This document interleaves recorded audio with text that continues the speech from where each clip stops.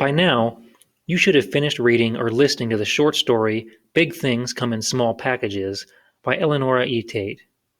You were also supposed to try and think about what the theme might be. In order to do that, we need to recall what happened in the story. We're going to use a familiar tool to do just that. We're going to use the plot mountain. It's a way to help track the correct order of events in a story. Today, to practice, we're going to use Doug's cool shoes from earlier this week.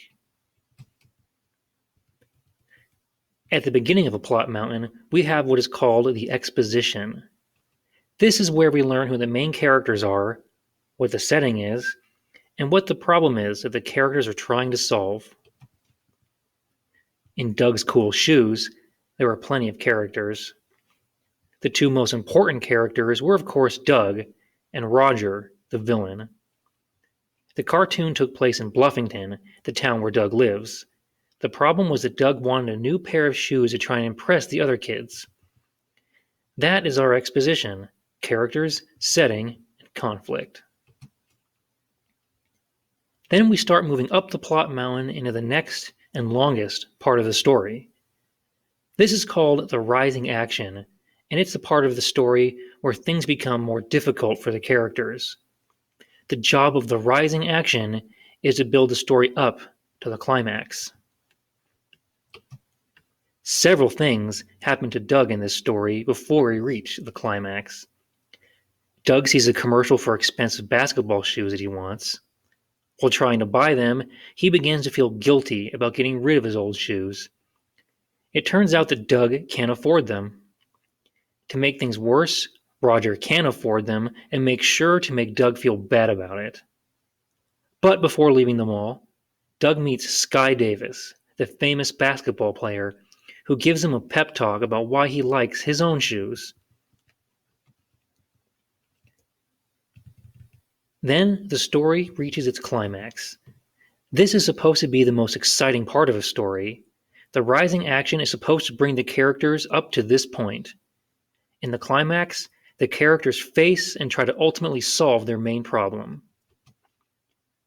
In Doug's cool shoes, the climax is when Roger challenges Doug to a game of basketball in front of everyone. Roger has his new expensive shoes that he bought during the rising action.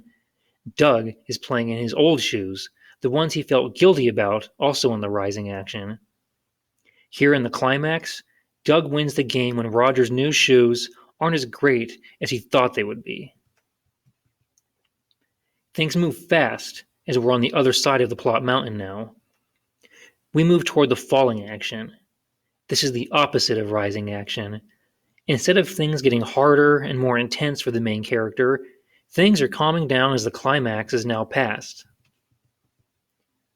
In the case of Doug's cool shoes, the falling action comes immediately after the climax basketball game. We find Doug writing in his journal as he tries to think of a nice way to phrase what he learned from his experience. We quickly fall down this side of the mountain to the resolution, which comes very quickly after the falling action. The resolution is the very end of the story. We may learn what happened to the characters or the setting. It may even set up a sequel. Point is, the resolution is when the story is as over as it's going to be. In Doug's cool shoes, the resolution is when Doug finally thinks of a way to finish writing his journal.